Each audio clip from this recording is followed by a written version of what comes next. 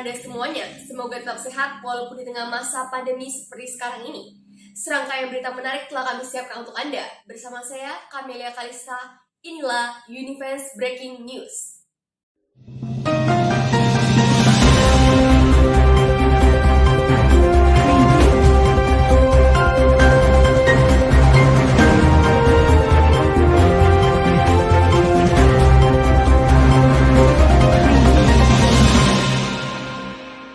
Pemirsa, sudah 1 tahun lamanya sejak kasus pertama terkonfirmasi virus COVID-19 merebak di Indonesia, tepatnya pada tanggal 2 Maret tahun 2020 kemarin.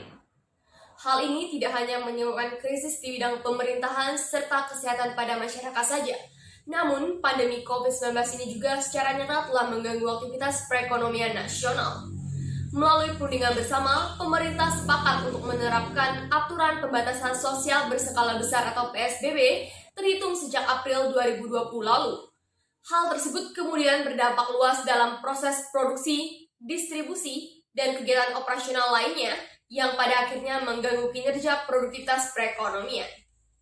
Pada tahun 2020 lalu, perekonomian Indonesia dinyatakan tumbuh secara negatif. Hal tersebut kemudian berdampak pada angka pengangguran dan kemiskinan yang kian meningkat per tiap harinya.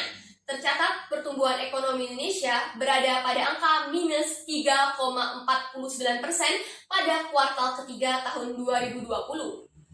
Dalam rangka membangkitkan kembali produktivitas ekonomi nasional di tengah masa pandemi pada tahun 2021 ini, pemerintah telah menerbitkan beragam upaya regulasi dengan tujuan agar roda ekonomi nasional kembali bergerak ke arah yang lebih positif. Dalam hal ini, salah satu upaya yang diharapkan dapat meningkatkan kembali kondisi perekonomian Indonesia adalah vaksinisasi. Vaksin ini diharapkan akan menjadi batu loncatan bagi Indonesia untuk kembali mengoptimalkan kinerja ekonomi nasional. Pemerintah yakin pertumbuhan ekonomi pada tahun 2021 akan lebih baik daripada tahun sebelumnya, yakni minus 2,07%.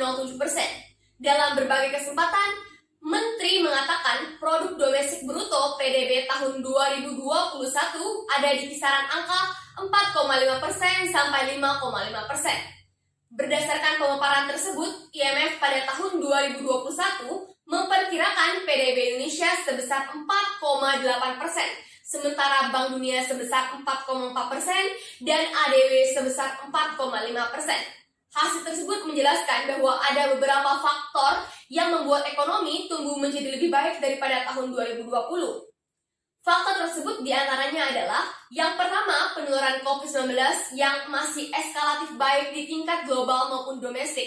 Yang kedua adalah vaksinisasi yang sudah mulai berjalan. Dan yang ketiga sekaligus yang terakhir adalah anggaran pendapatan dan belanja negara APBN tahun 2021 yang ekspansif dan difokuskan untuk melanjutkan penanganan pandemi dan memperkuat pemulihan ekonomi nasional melalui relokasi ke belanja produktif dan penguatan program pemulihan ekonomi nasional. Melalui faktor tersebut, diharapkan pertumbuhan perekonomian di Indonesia pada tahun 2021 ini dapat berangsur-angsur membaik. Akhir kata, saya dan segenap kru yang bertugas mengucapkan terima kasih atas perhatiannya. Selamat pagi.